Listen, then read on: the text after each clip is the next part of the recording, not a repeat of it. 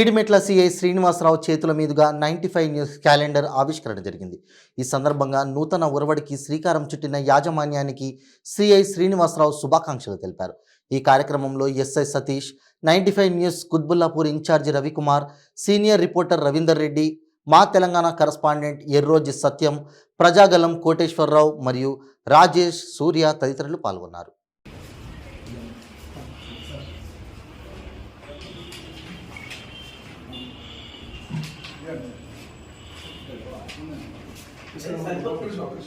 ఏం కాదు